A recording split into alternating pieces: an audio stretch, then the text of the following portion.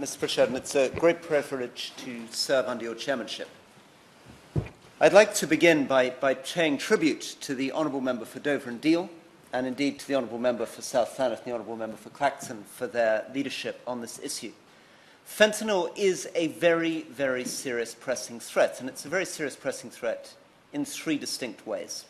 Serious pressing threat, firstly, because, as the Honourable Member for Dover and Deal has pointed out, it has a very unusual potency. The concentration of fentanyl can be 50 or 100 times more potent than heroin, and in some of the chemical forms, close to 10,000 times more powerful. So a tiny fragment of this artificially produced drug can be far more powerful. The second is the chemical effects of this drug. It's actually much more dangerous, gram per gram, compared to heroin because of its effects on your respiratory system. Artificial opioids bind onto receptors in your brain. They therefore have an effect on your brain's ability to distinguish between its oxygen and its carbon dioxide intake.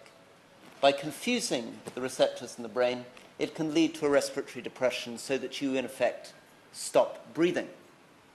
But the final reason why we need to be very worried about this is, of course, as the Honourable Member for South Thanet has pointed out very eloquently, we can see already in the US the scale of this problem.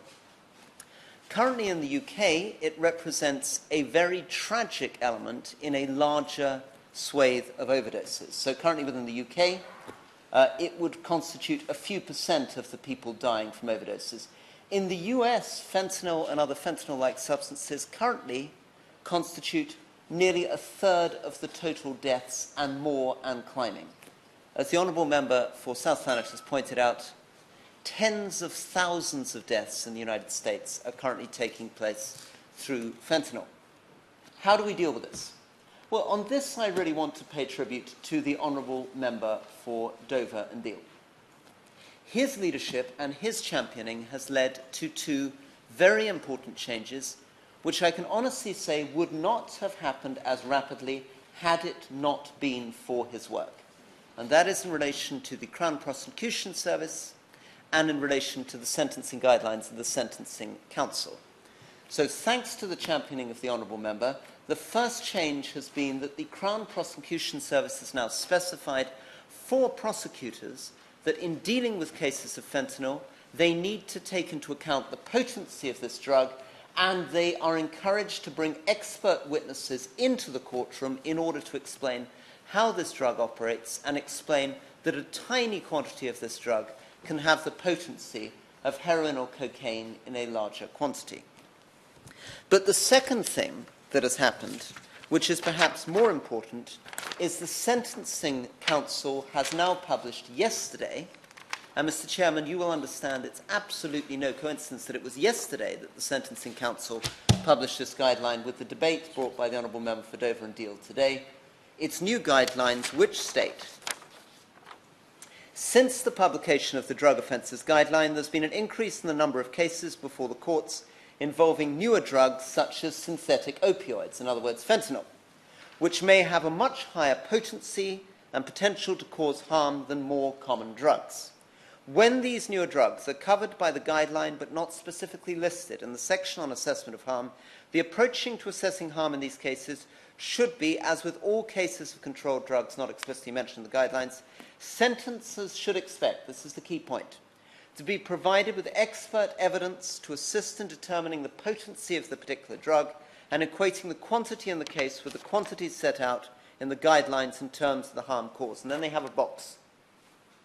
Example, supplying or offering to supply a controlled drug. If the quantity of the drug would cause as much harm as 5 kilograms of heroin, the offence would be in the most serious category. Why is this important, right? At the moment, drug offence categories are listed between Category 4 and Category 1.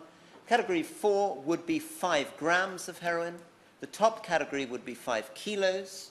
This now moves the expert witness to state that fentanyl will then be in the top category of Class A drugs for prosecution. This is going to be absolutely vital.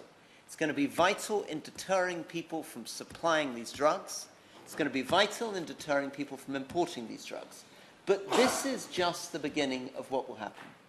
Because the tragic death of Robert has led to a very significant campaign led by Robert's family and by the Honourable Member, which has already changed the guidelines for the Crown Prosecution Service and for the Sentencing Council. But this is just the beginning. The next stage needs to be a very serious public education campaign to ensure that we don't simply have strict guidelines against people who are supplying these drugs or importing these drugs, but that anyone thinking of using fentanyl should be aware not just of the danger to themselves, but the catastrophic damage that tiny quantities of these drugs can cause to anyone in their home. In the United States, we have toddlers being killed by these drugs because the tiny quantities, even on a small patch on your arm, can immediately choke and kill somebody as young as 2. This needs to be apparent to the public. This debate in the House of Commons underscores that. I hope what we've said in this debate will push that change through society, and I want to end by paying particular tribute to the Honourable Member for Dover and Deal for his extraordinary campaigning on the issue, which, as I said, brought a change yesterday, driven entirely by this debate today. Thank you very much indeed.